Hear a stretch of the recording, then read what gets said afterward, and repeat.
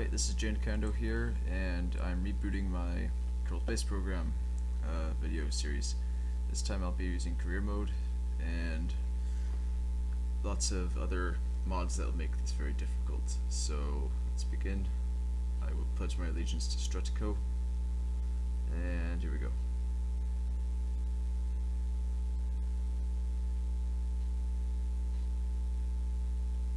Alright, just get all this stuff out of the way.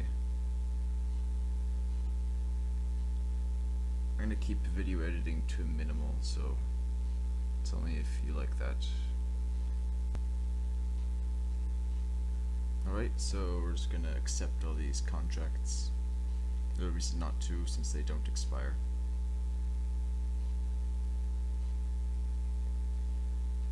And we're just going to build our first rocket.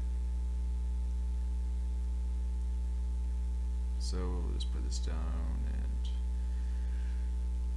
I have procedural parts, so we have procedural tanks and SRBs, which is very nice, and a Kethane tank.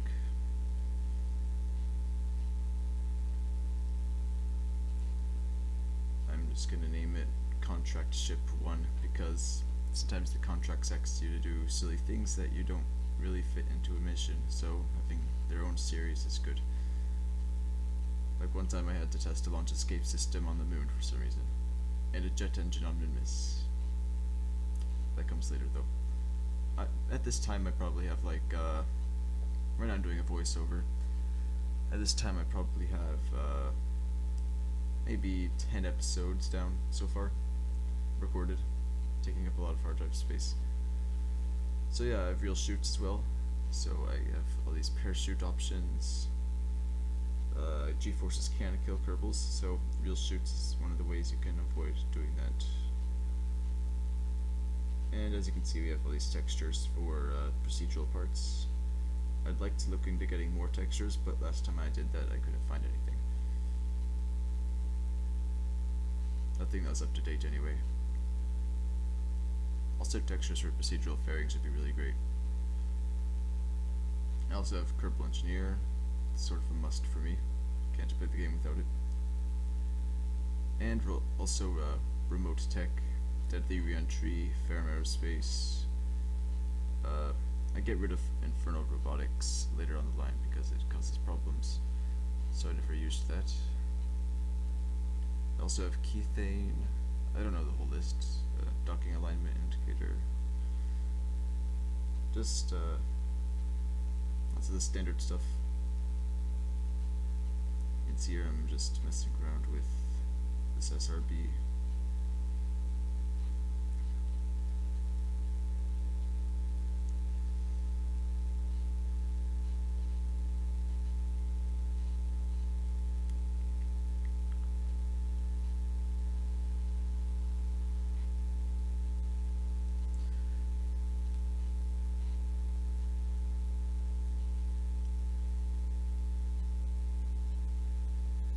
Okay, we're bringing out the launch pad. A bunch of life support stuff comes up I don't need, and throttle up, SAS, go to orbital, and go. And yeah, accelerating at about 7 Gs, and now we're down to 6, and that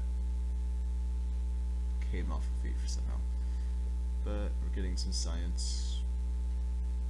Probably not going to transmit it because I'm going too fast.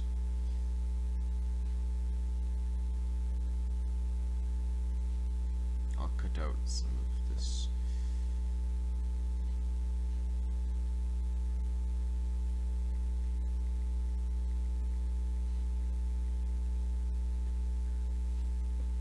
Okay, there's the real shoot parachutes deploying. They don't deploy quite as suddenly as the stock ones do, which is good for this. Otherwise you'd kill your Kerbals, the stock ones. You wouldn't want that, wouldn't that, would we? And that's just all the fancy stuff about real shoot.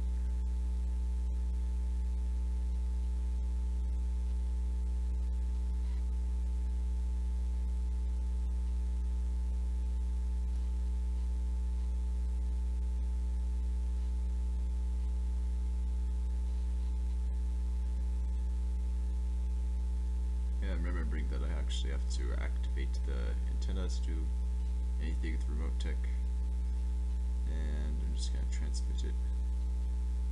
Well, I have my doubts whether or not remote tech does it to full value.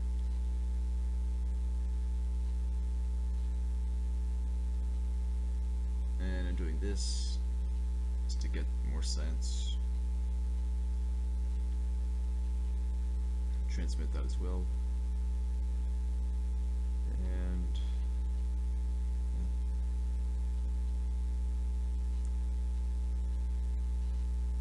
And looking down, it would seem we're landing on the vehicle assembly building, and that shadow is very, very pixelated.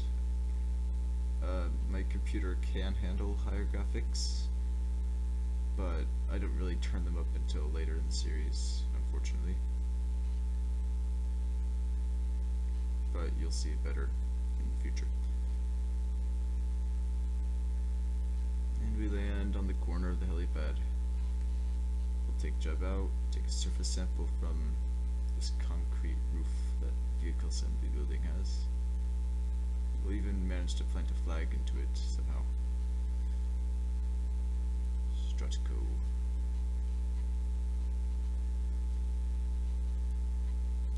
Pretty slow typer, sort of. Yeah, the first safe landing. And I meant to press the apostrophe and I pressed enter instead. So I actually go through the trouble of taking down the flag and putting a new one down. Yeah. I can't leave it like that.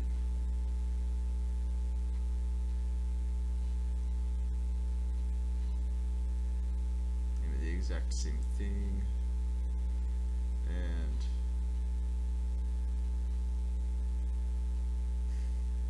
yeah.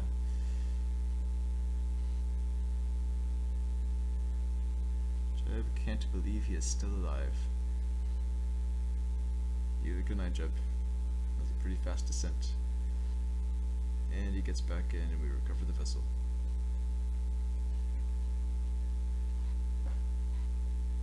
And we got 16 science and some funds and 25 reputation for letting a Kerbonaut survive a flight. I think that you should have more reputation depending on where you brought the Kerbal. Like one time I brought a Kerbal back from Duna and he only got like 0.2 reputation. I don't think that's quite right. I'm just researching more nodes. Choose between those three. So I end up choosing, I think I chose rocketry. Right? Yeah, there we go.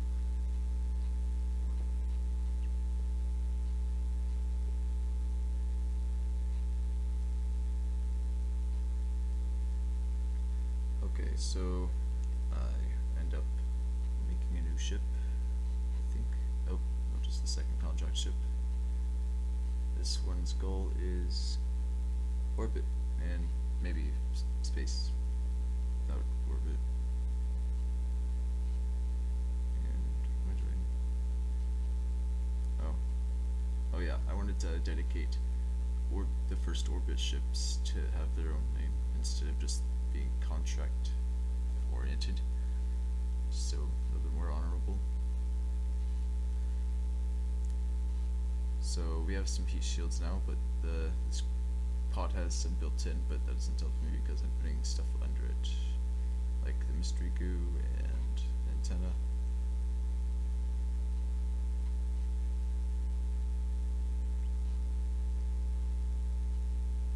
There is a service compartment mod, but it doesn't seem to be updated to this version of Kerbal Space Program, and I don't really like the fact that I can't open and close the doors from the ship. Like you have to actually go out EVA and open and close the doors, because I like the doors to be open when I'm building. And sometimes, like, I have that magnometer boom from D-Magic Orbital Science, and I wanted to have that come open out of the open door, but I can't do that with the probe anyway. So looking at the new procedural parts, there seems to be procedural decoupler I'm debating on using, but I decided not to. The only reason you'd ever use that is if you wanted a textured decoupler, since the stock ones work perfectly fine, I suppose. And the procedural tank, the only reason you wouldn't use that is because they can be a bit more expensive than normal tanks, because they're 4,000 funds no matter how large it is, it would seem. But of course when it holds more fuel it also becomes more expensive through that. I also have hot rockets installed, but it doesn't seem that hot rockets is very friendly with KW rocketry right now, as you'll see at the launch. And since I can't make these bigger, I just make more of them. And then I decided to just, be a bit more efficient with what I'm doing. Being a little bit picky at what texture I want, because there's so many to choose from.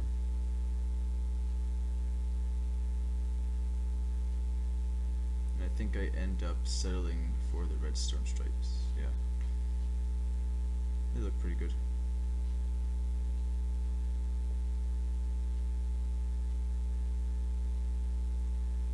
And according to this, I don't have enough fuel to get into orbit, but I can go suborbital pretty good. With deadly re-entry installed, you definitely don't want to have your re-entry angle too steep, or you could kill Kerbals with the G-forces. And now I can get to orbit, but I still want a little bit more fuel for comfort reasons. And then I save and launch. So there was a very bizarre bug with hot rockets involving, oh, you'll see. So as you can see, the Vesta, KW Vesta is on right now. Or is it Vista? I think it's Vesta. But it's on right now. It's not producing any thrust, but it's making its particle effects. And like I turned off the main engine to see if it was actually doing that. And not the best launch procedure. So it doesn't seem to be actually affecting the flight, but it's pretty distracting. And it does something quite interesting as I get higher up and higher speeds. So we're just rising here pretty slowly. Jeb's pretty happy as always.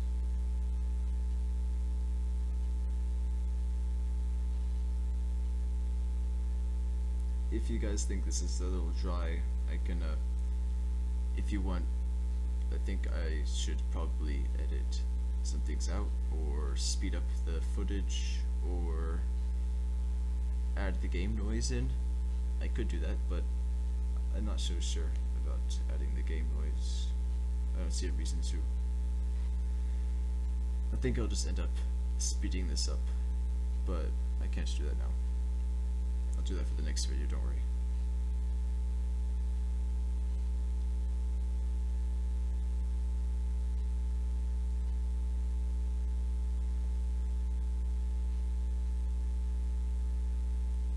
The standard science. In this series I came into the practice of turning off my, I turned too early and it flips over. And I think that engine is still producing particles, yeah. It's quite interesting. I was talking about before, I have no idea. I do that a lot. I start talking and then I forget entirely what I was talking about. I think. So yeah, you can see there's like got both engine trails cutting off. Oh yeah, I get into the practice of turning off the torque on the payload of the rocket, because that produces a lot of wobbling that is very, it doesn't always end well.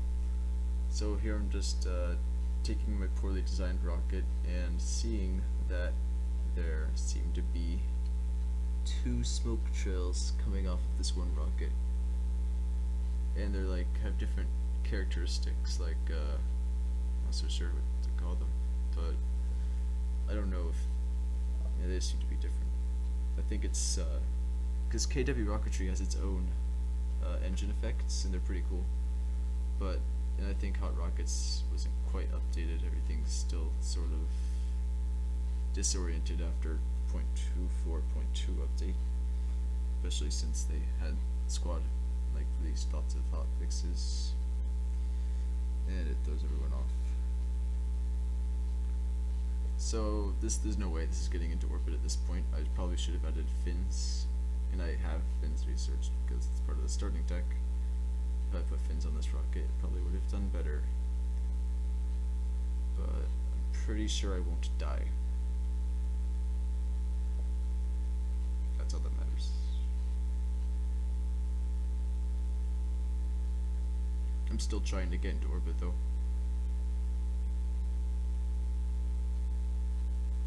But there's no real way I can do that.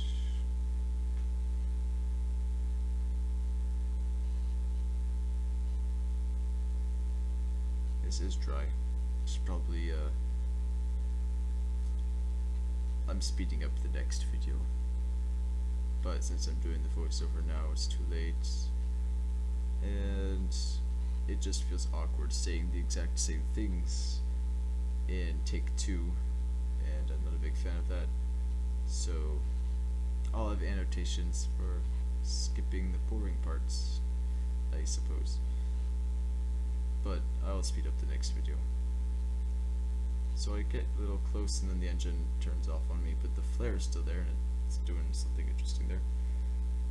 So I detach the stage, turn around, take Jeb on a short walk outside to probably get back in.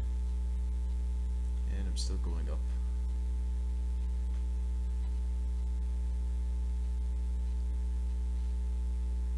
So this suborbital flight didn't even escape the atmosphere, unfortunately. I'm feeling kind of embarrassed about this, but there's some stuff later on in the series to come I think you'll like. So the pod's coming down now, and we're not going quite fast enough for there to be any re-entry effects, but I think that yes, the air did wear away at the ablative shielding on the heat shield a little bit, so it wasn't completely useless.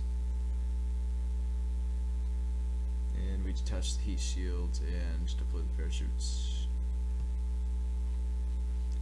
I'd like it if someone explained to me why ships detach their heat shields upon deploying the parachutes. I don't see a reason to get rid of it.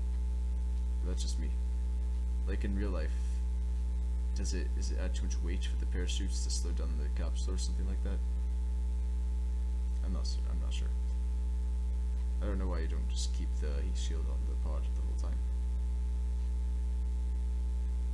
Or if they even do that in real life, I'm not sure. I don't know. So I'm time warping here so I can get down as quickly as possible. Looking up at the clouds and just sort of waiting. Sometimes I'll press F2 and take my mouse off the screen so we can get some visual effects. Just cause, I don't know, looks cool. I also have distant object enhancer so you can see all the planets around the sun. And we splash down. That's good. And take Jeb out for a swim. Sort of. Yeah, get him back in, rotate the pod so he can get back in and take him out again.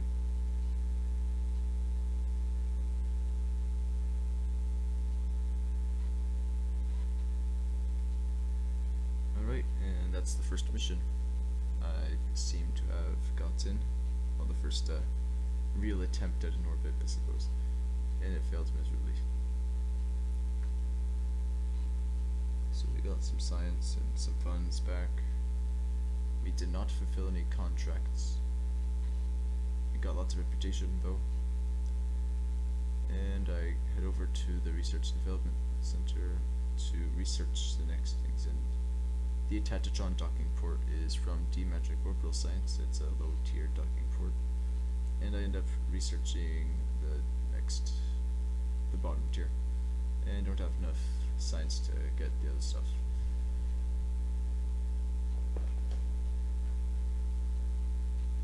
So let me just check, see if this video is almost over.